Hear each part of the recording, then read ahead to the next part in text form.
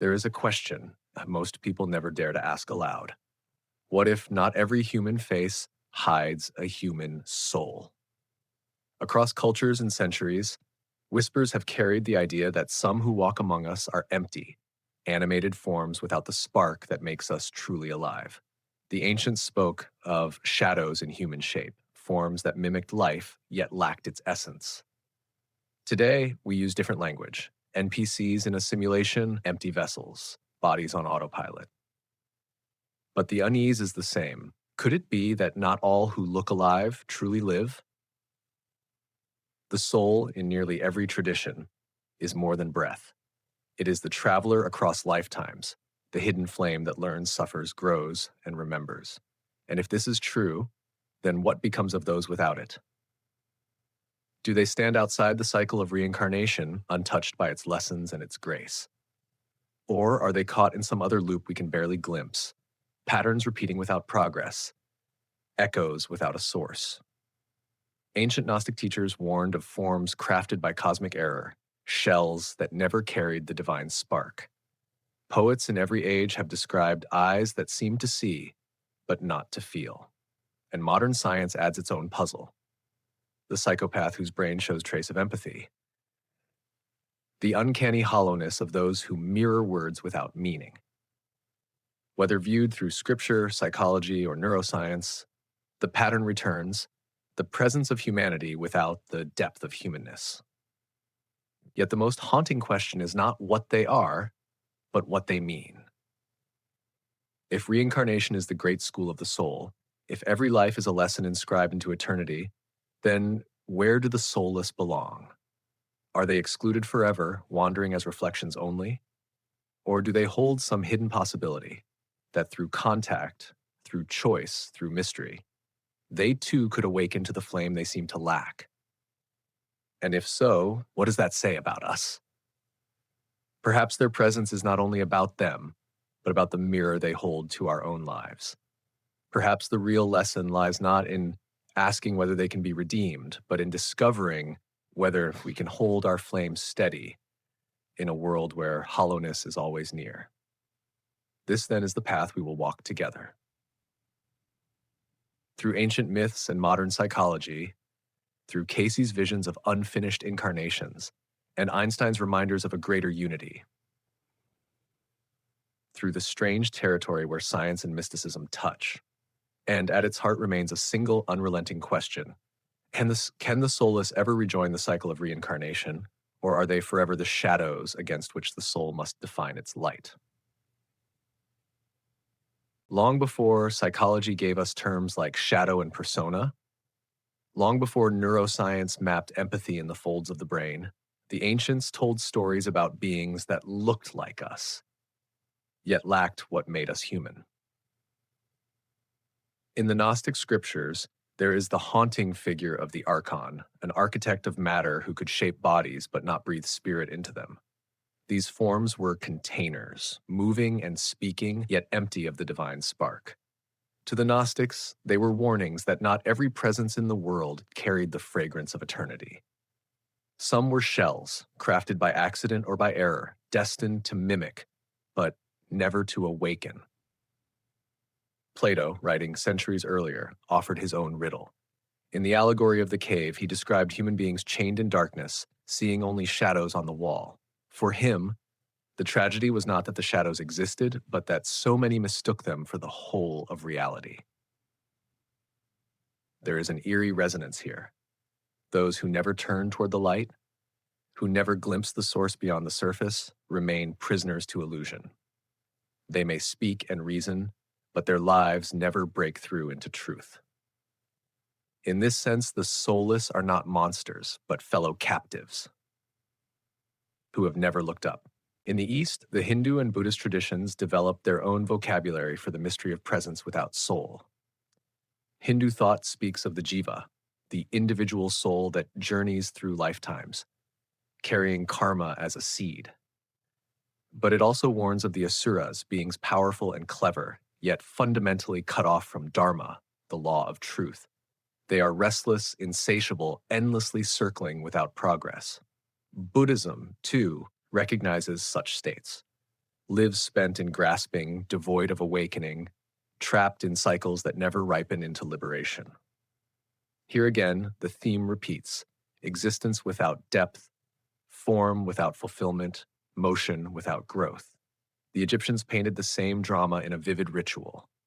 In the Hall of Judgment, every heart was weighed against the feather of Ma'at, the symbol of truth and balance. If the heart was heavy, burdened with dishonesty or emptiness, it was devoured by Ammit, the eater of souls. What survived was not the body, but the soul light enough to pass into eternity. For the Egyptians, to lack a true heart was to be annihilated, erased from the cycle of rebirth. The soulless were not immortal, they were food for oblivion. Across these civilizations, Greek, Egyptian, Indian, Gnostic, one echo remains. They each describe figures that resemble humanity, but do not share its depth. Whether they are shells built by false creators, captives who never look beyond shadows, restless asuras spiraling without end, or hearts too heavy to survive judgment, the message is the same. Not every human shape contains a soul. Not every face is lit from within. What unites these stories is not only their warning, but their mirror. They suggest that emptiness is always near, that humanity without soul is a possibility woven into the fabric of existence. And in recognizing it, they challenge us to ask, what then makes a life truly alive? Is it knowledge of truth, alignment with Dharma, the lightness of a pure heart, or the divine spark that burns unseen? Whatever the answer, the ancients agreed on this. To be human in form is not enough. The real task is to be human in essence. And so, as we leave the myths of the ancients behind, we step into another kind of map, one drawn not in symbols and rituals, but in the language of the psyche. For Carl Jung, the question of the soulless was not confined to mythology. It was a reality lurking in the collective unconscious, a shadow that each of us must face. When Carl Jung looked into the human soul, he did not find only light.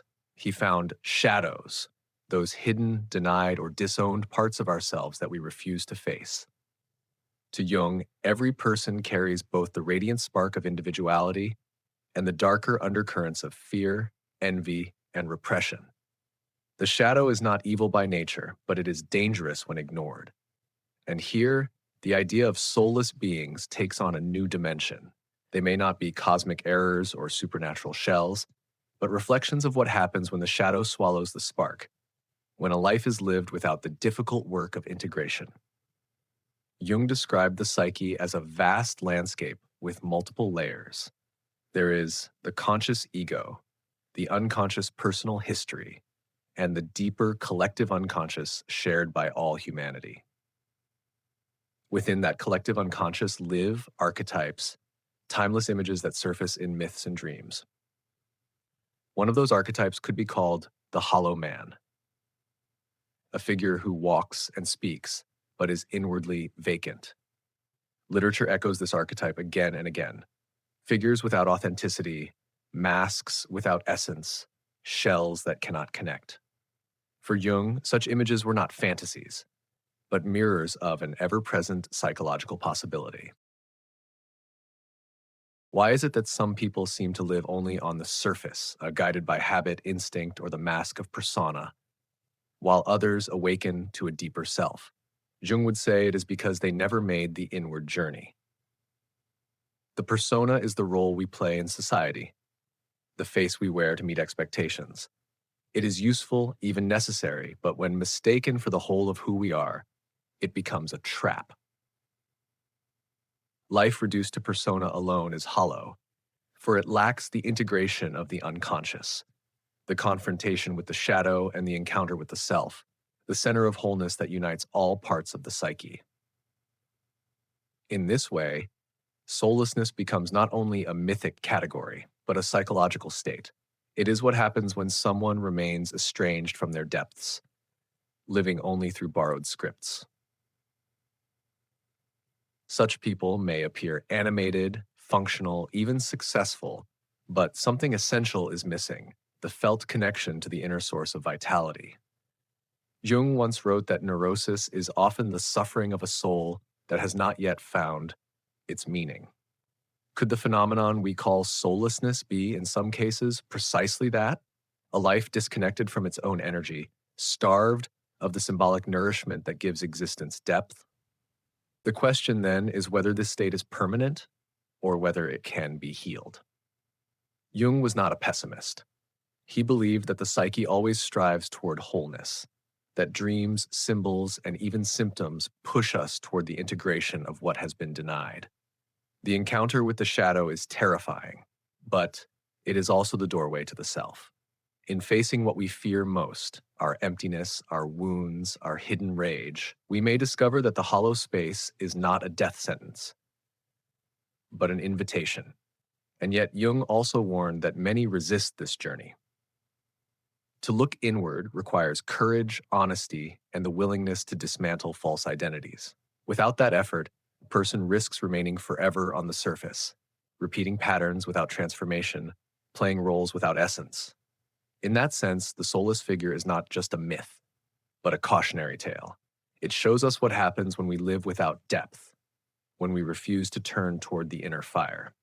So we are left with a paradox. The soulless being may be a literal other, or it may be an archetype within each of us. To encounter it outwardly is disturbing, but to discover it inwardly is essential. For only by facing our own hollowness can we begin to fill it with meaning, to reconnect with the self that waits behind the mask. And perhaps that is the quiet promise in Jung's work, that what looks like emptiness may, under the right conditions, become the very space where wholeness is born. When modern mysticism speaks of reincarnation, few voices resonate as powerfully as that of Edgar Cayce, the man known as the sleeping prophet. In trance, Cayce delivered thousands of life readings, describing not only the physical ailments of those who came to him, but the long arc of their souls. To Cayce, life was never a single episode. It was a thread woven through many incarnations, each carrying lessons left unfinished, each offering another chance to grow toward wholeness. Within this vision, the idea of soulless beings takes on a striking nuance. Cayce spoke of souls who had stalled in their evolution, trapped in patterns they could not resolve, caught in loops of repetition. They were not evil in essence, but incomplete, unfinished incarnations whose lessons were left hanging, like books set down before the last chapter was written. In some accounts, he described lives where the soul seemed to retreat, leaving behind a body that functioned, yet carried no spark of forward movement. These were not so much monsters as they were echoes, fragments of intention that never fully took root. It is here that the line between mythology and metaphysics begins to blur. The Gnostics warned of shells without essence. Jung explored the hollow archetype, but Cayce suggested something subtler, that what appears soulless may sometimes be a soul in suspension. Just as a seed may lie dormant until conditions awaken it, so too a human life, if it may carry within it a spark not yet kindled. To outside eyes, such a being may look empty, unfeeling, incapable of growth. But from the perspective of the greater journey, it may be only a pause, a waiting. Cayce often emphasized the law of karma, not as punishment, but as education. Every thought and deed plants a seed, and in another life, that seed must be tended. But what of those who never plant or never learn or never awaken? Are they excluded from the cycle of reincarnation, or do they drift through it like background actors in the theater of creation? Some of Cayce's readings imply that these beings are indeed present within the cycle, but not as active students. They are placeholders, repeating forms until choice and love ignite them into true participation. In this sense, they are not beyond redemption, but suspended in a long waiting room of eternity. What makes Cayce's perspective so haunting is that he refused to render the verdict final. Unlike the Gnostics, who saw the soulless as beyond hope, Cayce left open the door. He spoke often of free will as the ultimate key. No matter how dormant, no matter how delayed, the soul retains the possibility of awakening. Love, offered or chosen, could serve as the spark that reignites the flame. Even the most unfinished incarnation, he suggested, could someday take up the path again. This vision turns the question of soullessness inward as well as outward. If we encounter those who seem empty, perhaps the point is not to judge their fate, but to ask what role we play in the larger story. Are we called to stand apart from them as though they are background shadows, or are we asked to embody the very forces, love, patience, compassion, that may one day awaken what sleeps? Cayce's message suggests that redemption is never only about them. It is about us, about whether we choose to see the eternal possibility in even the most barren ground. And so in Cayce's lens, the soulless are not simply excluded from reincarnation, nor are they condemned to eternal emptiness. They are pauses in the great rhythm, waiting notes in the unfinished song. Whether they rejoin the melody depends on the interplay of will and grace, of love and freedom, which means the story is not closed. It is still being written, every time a soul decides to answer the call of awakening. When Albert Einstein reflected on the human condition, he called our sense of separateness an emphasis, optical delusion of consciousness. We believe ourselves to be isolated, one person here, another over there, when in fact we are woven into the same field of being. From this perspective, perhaps the phenomenon of soullessness is not the absence of consciousness altogether, but the extreme distortion of this delusion. A soulless being may be one who has collapsed fully into the illusion of separateness, a life cut off from the living field of interconnection. They move, they act, they speak, but there is no awareness of the thread that binds all things together. What remains is function without communion, appearance without depth. In the 20th century, another figure pushed at the boundaries of consciousness, Ingo Swann, the pioneer of remote viewing. Swann described encounters not only with distant places, but with intelligences that did not seem fully human. His writings hint at a distinction between awareness infused with spark and awareness that feels like simulation, a kind of mimicry of consciousness. To him, the universe was not empty space, but crowded with layers of mind, some radiant, others strangely mechanical. The implication is unsettling. Not all forms of awareness are equal. Some carry the warmth of subjectivity, others behave like mirrors, reflecting but not originating, mimicking without truly experiencing. Modern neuroscience adds another dimension to this mystery. Within the brain lie mirror neurons, cells that allow us to feel what others feel, to sense their joy, their sorrow, their pain. Empathy is not just a moral virtue, it is a biological circuit. Yet in some people, psychopaths, sociopaths, this circuitry seems impaired. They can imitate emotion, even perform it convincingly, but the resonance does not reach within. Behind the smile, there may be calculation. Behind the words, no genuine response. To look into such eyes is to glimpse a hollowness that psychology can measure, but not fully explain. It is a scientific echo of the old intuition. Not every human presence carries the same depth of soul. And then there's the hypothesis of simulation, most famously advanced by philosopher Nick Bostrom. If reality is a vast computational model, then what we take as people may not all be generated equally. Some may be fully conscious agents, players in the language of the metaphor, while others may be non-player characters, background figures coded to read certain patterns. In that framework, soulless beings are not myth but code, constructs whose purpose is to populate the landscape without carrying the burden of choice.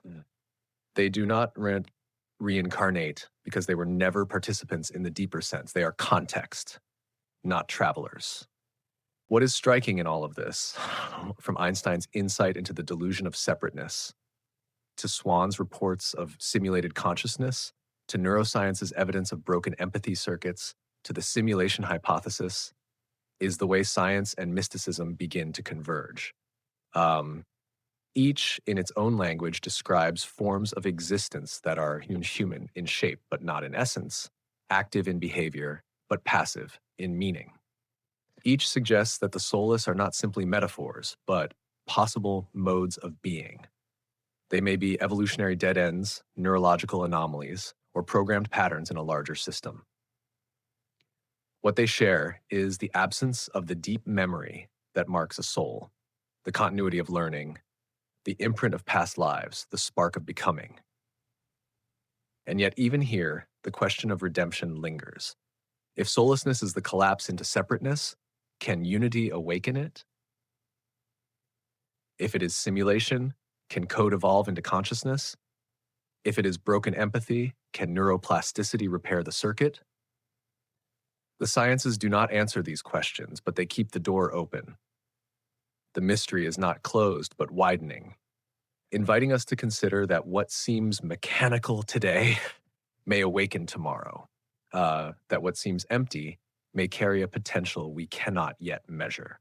So from Einstein's cosmic vision to Swann's psychic frontiers, from brain science to digital philosophy, we find ourselves circling back to the same enigma the ancients already named, the presence of form without essence, of life without soul.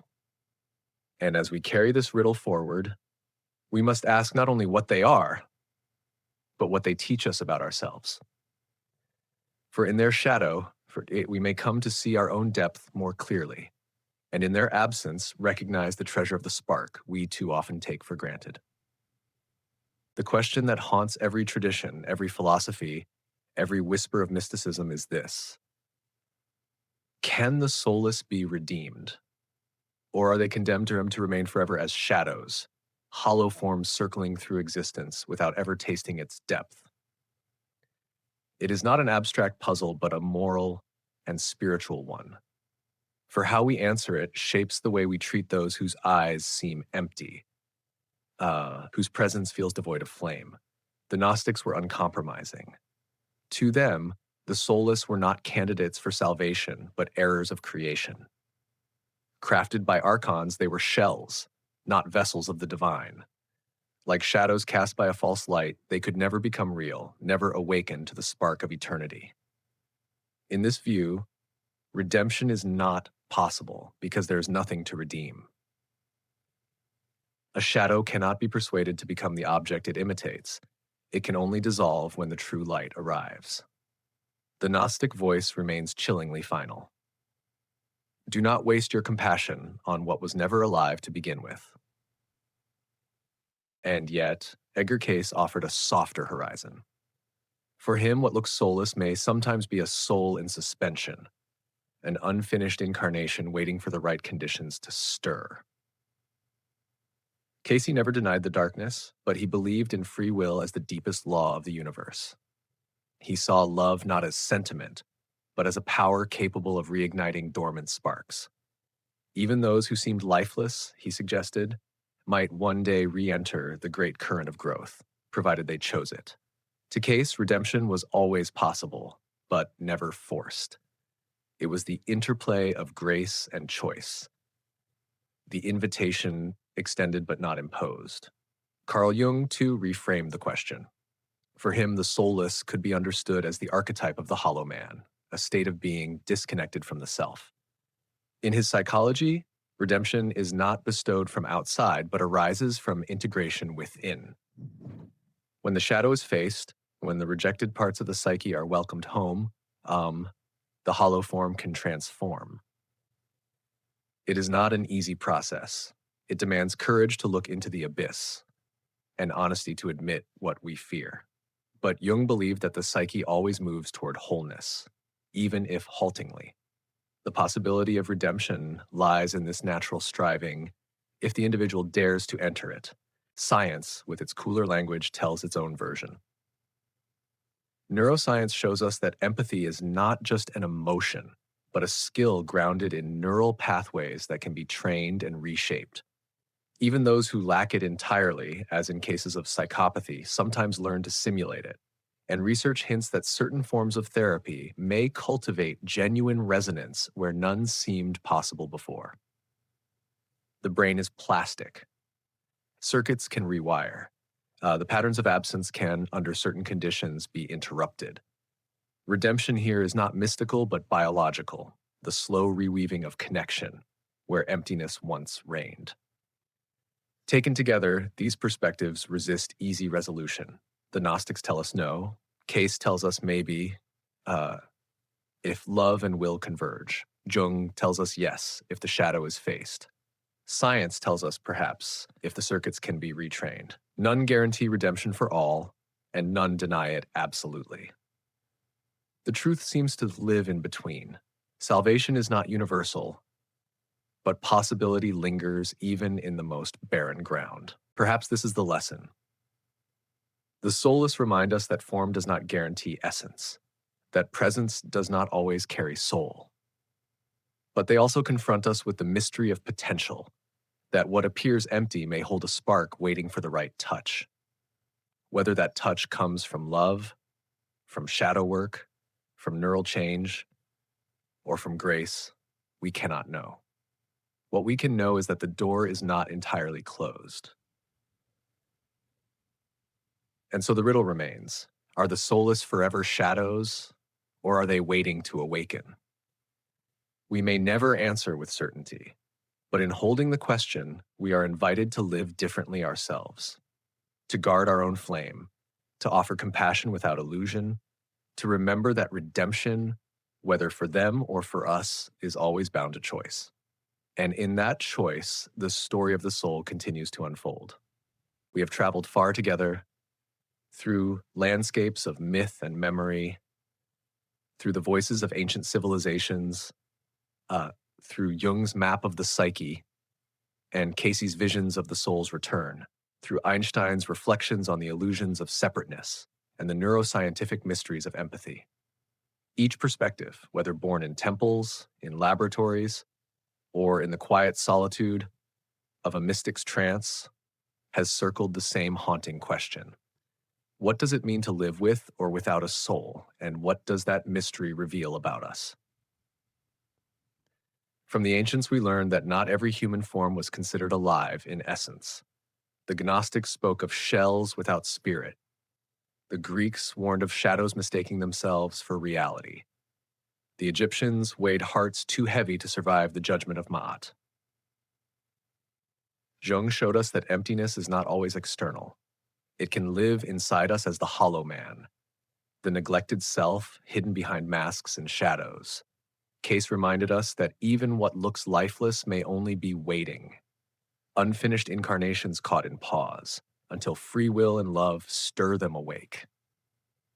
And modern science adds its testimony. Empathy can falter, circuits can collapse, awareness can look mechanical, and yet the brain remains plastic, able to rewire, able to change. The point is not to decide once and for all whether soulless beings are literal entities or archetypal mirrors. The point is that their presence, however we interpret it, confronts us with the deeper mystery of the soul. They force us to ask what makes a life truly alive. Is it the continuity of reincarnation, the courage of shadow integration, the warmth of empathy, the openness to unity? Or is it the flame of meaning that refuses to go out, no matter how dark the surrounding night? And so the lesson turns inward. If you are one who carries a soul, the story was never truly about them. It has always been about you, about how you will guard your flame in a world that contains both light and hollowness, about how you will face your own shadow without losing yourself to despair, about how you will expand compassion without surrendering discernment. Redemption, in the end, is not only a possibility for the soulless. It is a calling for the soulful, to live in such a way that your spark remains awake, steady, and luminous. Perhaps the real question is not whether they can be saved, but whether you will continue to choose aliveness, again and again, in the midst of emptiness. For every act of clarity over confusion, every moment of presence over drift, every gesture of love that does not abandon wisdom, is itself a form of salvation. It is the renewal of the soul's covenant with existence. So let us end where all great journeys end, not with closure, but with an opening. Hold the mystery. Let it work on you. Let it remind you of what matters. Keep your flame alive in the face of shadows. Walk forward with courage, with compassion, with the willingness to carry both questions and answers in your hands. For the world may always contain forms without essence, but the choice to live deeply, to live soulfully, belongs to you. And if this path speaks to you, if you long to keep exploring these mysteries where science and spirit touch, I invite you to walk with us further.